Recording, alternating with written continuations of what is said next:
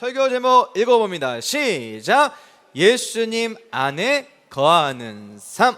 따라서 한번 외쳐봅니다. 오늘 말씀은, 한 번 더, 오늘 말씀은 나에게 주시는 말씀. 자, 오늘 비유의 핵심이 되는 것은 바로 포도나무입니다. 포도나무. 지금 포도 먹을 수 있을까요? 없을까요? 있습니다. 쿠팡에 찾아보니까요, 이런 포도도 구할 수 있고 샤인머스켓 같은 씨 없는 포도도 구할 수 있더라고요. 비닐하우스에서 재배를 하니까 이렇게 추운 겨울 날씨에도 포도나무 열매를 얼마든지 먹을 수 있는데, 자, 이렇게 포도 농사를 짓는 농부의 바람이 있다면 뭘까요? 포도나무에서 열매가 주렁주렁 많이 맺혀지길 바라겠죠. 많이 맺혀지는 것도 중요하지만 알도 굵어가지고 좋은 열매가 많이 맺혀지기를 원할까요? 왜요? 그걸 따서 팔아야 돈을 버니까. 그래서 농부의 바람은 포도 농사가 잘 돼서 가지에서 포도 열매가 주렁주렁 맺혀지기를 간절히 바라는 바람입니다. 자, 오늘 예수님은요, 제자들에게 무엇인가를 설명하려고 비유를 사용해서 설명했어요. 그 비유의 핵심이 되는 것이 바로 포도나무입니다.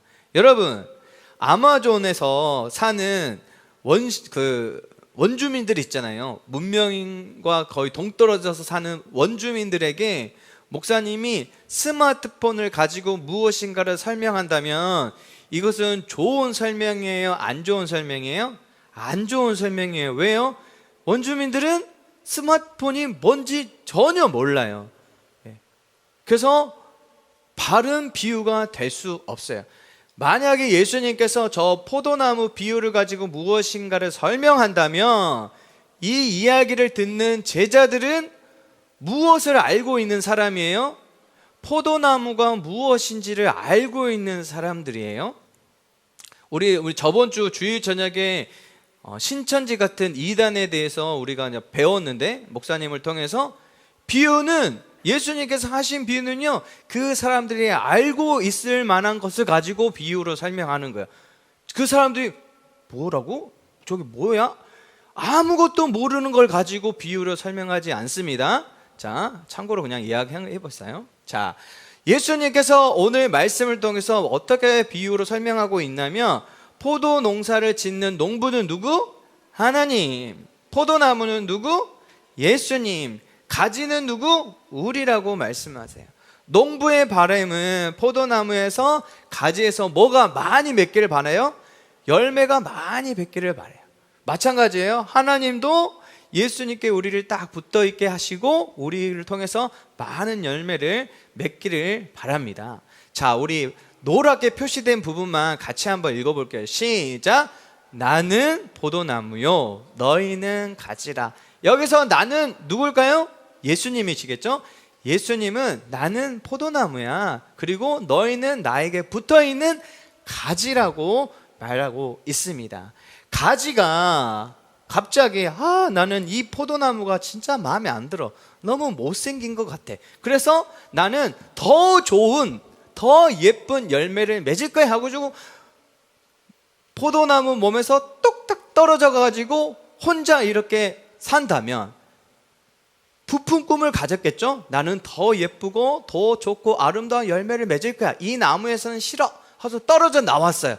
자기 바람대로 좋고 아름답고 풍성한 열매를 맺나요? 아니요. 그 순간부터, 떨어져 나가는 순간부터 수분도 공급받을 수도 없고요, 영양분도 공급받을 수 없고요, 결국엔 말라서 그냥 땔감으로 쓰여지는 그런 비참한 인생이 되고 말 겁니다. 자, 그러면 가지가 풍성한 열매를 맺으려면 어떻게 해야 될까요? 포도나무에 딱 붙어만 있으면 열매는 저절로 맺히게 됩니다. 포도나무가 나는 좋은 열매를 많이 맺을 거야 라고 한다면 어디에만 붙어 있으면 돼요? 포도나무에 붙어 있으면 나무가 알아서 수분도 공급해 주고요, 영양분도 공급해 줘서 아름답고 풍성한 열매를 저절로 맺게 되는 겁니다. 목사님이 실제로 포도를 가지고 오려고 했는데 돈이 없기 때문에 다른 거를 준비했습니다. 자, 오늘 목사님을 잠깐 도와줄 2명 한번 뽑아보겠습니다. 자, 순구 앞으로 나와주세요. 순구 앞으로 나와주세요. 여학생 한번 해볼까? 여기 이름 누구 맞아요. 이름 왜 손 들어 넣어가지고 너 왜 날 이름 어떻게 됩니까? 너의 이름 너의 이름 어떻게 돼요? 목사님 잠깐 도와줄 거야? 나오세요.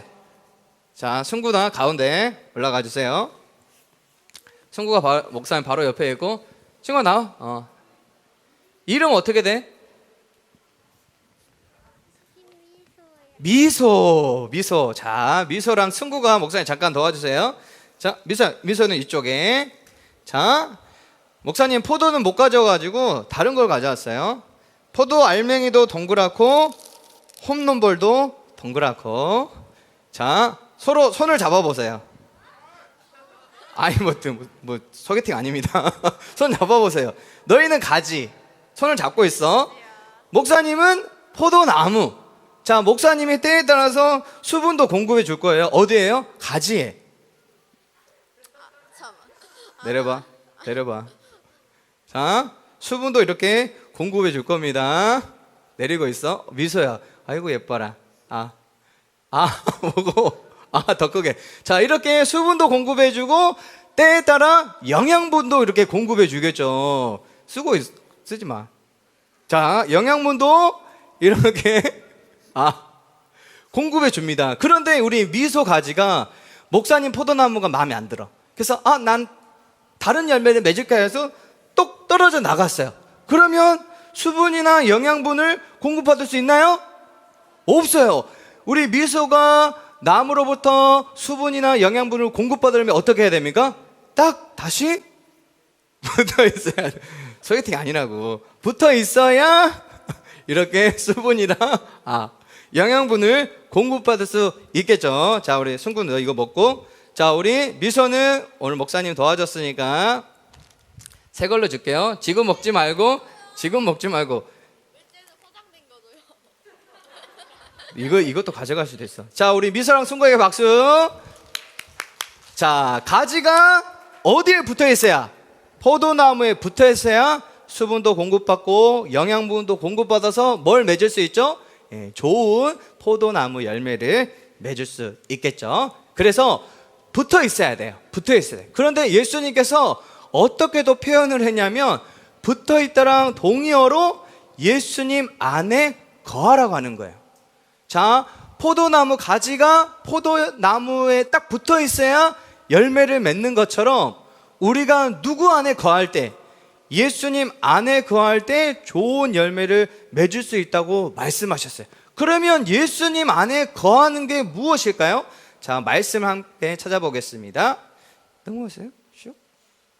자, 요한복음 6장 56절 같이 읽겠습니다. 시작. 내 살을 먹고 내 피를 마시는 자는 내 안에 거하고 나도 그의 안에 거하나니. 포도나무 가지가 포도나무에 딱 붙어 있는 거랑 동의어로 똑같은 말로 예수님 안에 거하는 거예요. 그러면 어떻게 하면 예수님 안에 거하냐면 누구 피를 먹어야 된대요? 예수님의 살을 먹고 예수님의 피를 마셔야 된대요. 그러면 예수님 잡아먹어야 돼요? 예전에 로마 시대 때 예수님을 믿는 사람들이 이렇게 오해했어요. 왜요? 이런 말씀들이 있으니까 아니 저 사람들은 이상한 집단들이야, 뭐 피를 먹고 살을 먹는데, 이 말 때문에 그런 거예요. 그런데 진짜로 우리가 예수님의 살을 예수님의 피를 먹는 걸까? 그건 아닙니다. 이 말은 무슨 뜻이냐? 따라서 한번 외쳐보겠습니다. 예수님을 믿는 것. 이 예수님의 살을 먹는 것이 누구를 믿는 거예요? 예수님을 믿는 거예요.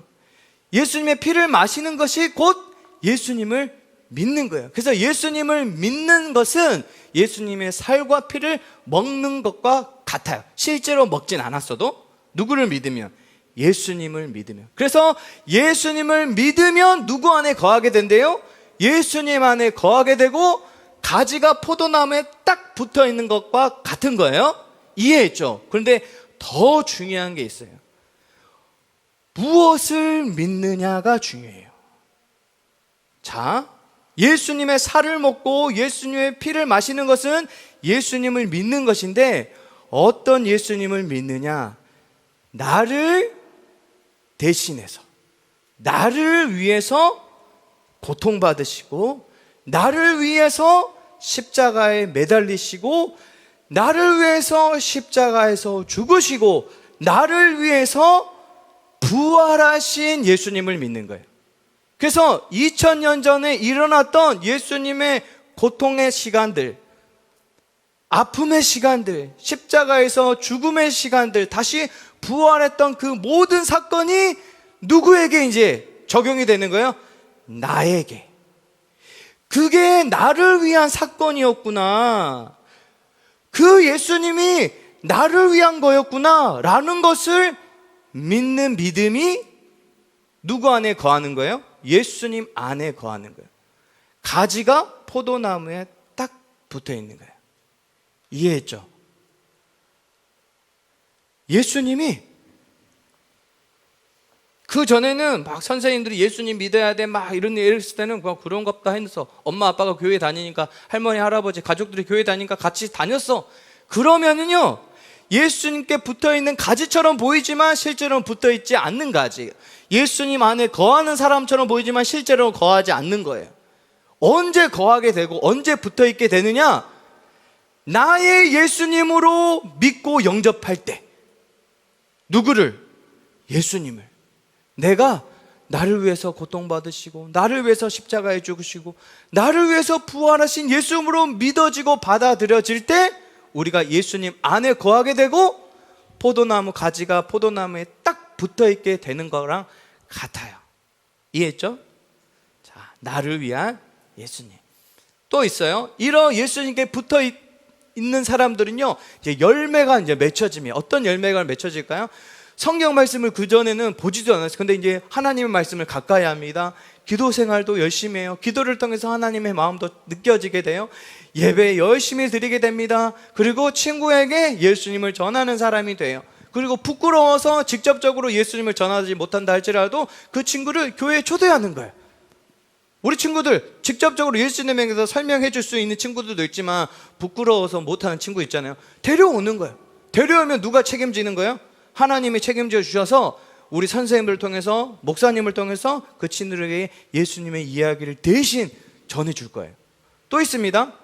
마음속으로 친구를 미워하는 마음이 있습니다. 다 있어요. 예수님 믿는 사람은 마음속에 다 착한 생각만 있는 거 아닙니다. 때로는 친구를 미워하는 마음이 있어요. 그런데 예수님께 붙어있는 사람은요, 어떤 열매를 맺느냐? 이런 마음이 들 때, 아, 이게 죄구나 라는 것이 느껴져요. 그래서 이 죄를 누구에게 고백하게 될까요? 하나님께 고백하게 돼요. 친구랑 싸웠어요. 싸울 수 있습니다. 친구를 발로 찼어요. 찰 수 있습니다. 차면 안 되지만, 그럴 때 거기서 끝나는 것이 아니라 시간이 지나면 양심의 가책이 느끼는 거예요. 엄마 아빠 부모님이 헌금을 챙겨줬습니다. 근데 그날따라 맛있는 게 있어가지고 7층 올라가가지고 자판기 돌려가지고 이미 꿀꺽 해버렸어요. 그때는 아무렇지 않았어. 근데 그 다음 주에 주일날 예배드리러 오니까 그때 생각이 나는 거예요. 그래서 하나님께, 하나님 용서해 주세요. 부모님이 챙겨주신 헌금 제가 다 써버렸어요. 다음부터는 안 그럴게. 이렇게 죄를 지었을 때 양심의 가책도 느끼고 회개하게 되는 거예요. 그리고 친구랑 싸울 때에도 사과할 수 있는 친구가 됩니다. 처음에 싸울 때는 사과하고 싶은 마음이 안 들죠. 목사님도 안 들어요. 누구랑 막 싸우면 다시는 안 해야지, 쟤랑 절대 안 놀아, 이런 마음이 순간 들어요. 그런데 예수님 안에 거하고 예수님께 붙어있는 사람은요, 점점 그 마음이 녹아져서 사과해야 되는데, 미안하다 해야 되는데, 사이좋게 지내야 되는데, 이런 마음들이 자꾸 드는 거예요. 그래서 먼저 사과할 수 있는 사람이 되고요. 그리고 그런 사람들은요, 하나님을 위해서 어떻게 살아가지? 하나님을 위해서 내가 무엇을 할 수 있지? 라고 공부할 때도 하나님의 나라를 위해서 생각하고 공부하는 사람으로 점점 변하게 돼요. 우리 친구들 커서 무엇이 되고 싶어요? 의사가 되고 싶은 친구들 있고, 선생님 되고 싶은 친구들 있고, 운동선수가 되고 싶은 친구들 있어요. 물론 그것도 중요한데 목사님이 더 중요하다고 생각하는 게 뭐예요? 그런 직업을 갖게 됐을 때 무엇을 할 건가? 이게 더 중요합니다. 선생님이 되어서 나는 돈을 많이 벌어야지? 그것도 물론 좋지만 내가 배운 지식을 아이들에게 잘 가르쳐주는 사람이 되고 싶어. 그리고 가장 귀한 지식이 뭐예요? 예수님을 아는 지식이에요. 그래서 틈틈이 예수님의 복음을 전하는 선생님이 될 거야. 나는 의사가 돼서 아픈 사람들을 고쳐줄까? 그러면서 우리는 예수님 믿는 사람들이니까 돈이 없어서 병원에 오지 못한 사람들 내가 고쳐줄 거야. 이런 마음을 갖는 거. 또 그런 직업을 갖지 못한다, 환경미화원이 될 수도 있습니다. 쓰레기나 줍는 사람 싫어요. 열방의 지도자가 돼야 돼.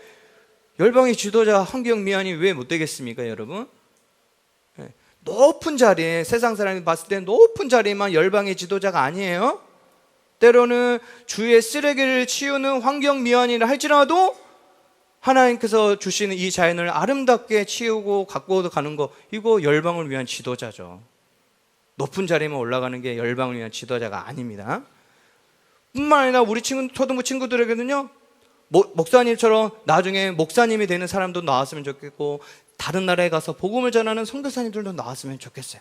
그래서 이러한 꿈들이 열매로 맺혀지게 되는 거예요. 우리가 누구 안에 거할 때, 예수님 안에 거할 때, 예수님께 붙어 있을 때 하나님께서 예수님을 통해서 이러한 열매들을 맺도록 우리를 사용해 주시는 거예요. 자, 그래서 우리는 예수님 안에 거할 때, 예수님께 붙어 있을 때 진짜로 행복해질 수 있습니다. 진짜 행복을 누릴 수 있어요. 세상에 주는 잠깐의 행복이 아니라 진짜 행복. 뿐만 아니라 예수님 안에 거할 때, 예수님께 붙어 있을 때 우리는 하나님께서 기뻐하시는 열매를 맺을 수가 있어요. 누가 기뻐하시는? 하나님이 기뻐하시는 열매. 자, 우리 노랗게 표현된 부분만 큰 목소리로 같이 읽겠습니다. 시작. 나를 떠나서는 너희가 아무것도 할 수 없습니다. 예수님을 떠나서는, 예수님과 떨어지면은 그 어떤 무엇도 할 수 없다고 예수님이 말씀하세요. 그런데 예수님을 떠나서도요, 잘 사는 사람이 있습니다. 예수님을 떠나도요, 지혜로운 사람이 있어요. 예수님을 떠나도요, 지식이 많은 사람이 있고요, 예수님을 떠나도 건강한 사람들이 있고요, 예수님을 떠나도 불쌍한 사람들을 더 많이 도와주는 사람도 있고요, 예수님을 떠나도 부자가 되는 사람들이 있어요. 아니 근데 목사님, 예수님을 떠나서는 아무것도 할 수 없다면서요? 근데 이렇게 좋은 열매를 많이 맺는데 이건 무슨 일인가요? 라고 물어볼 수 있어요. 목사님 설교를 준비하면서 예전에 봤던 어떤 문장이 떠올랐습니다. 그걸 한번 보여줄게요. 자, 여기서 갓을 뺐더니 뭐만 남아? 영만 남아요. 세상에는요, 하나님을 떠나서 맺게 되는 좋은 열매들처럼 보이는 것들이 많습니다. 그런데 하나님을 떠나서는요, 예수님을 떠나서 맺는 열매는요, 아무 의미 없는 거예요. 아무 의미가 없어요. 그런데 세상 사람들이 봤을 때 초라해 보이고 아무 열매가 없는 것처럼 보이는 삶이라도, 그 사람이 예수님께 붙어있는 사람이라면, 예수님 안에 거하는 사람이라면, 예수님이 계시기 때문에, 하나님이 계시기 때문에 그것은 뭐 하는 거예요? 의미 있는 거예요. 좋은 열매인 거예요. 그래서 우리 친구들, 세상 사람들을 봤을 때 좋은 열매를 맺는 것이 아니라 하나님께 거하고 예수님께 거하고 예수님께 붙어 있음으로 좋은 열매, 이 세상을 살아가면서 의미 있는 열매를 맺는 우리 초등부 친구들이 다 되기를 바랍니다. 그래서 예수님 안에 거함으로, 예수님께 붙어 있음으로 풍성한 열매를 맺기를 바랍니다. 아멘.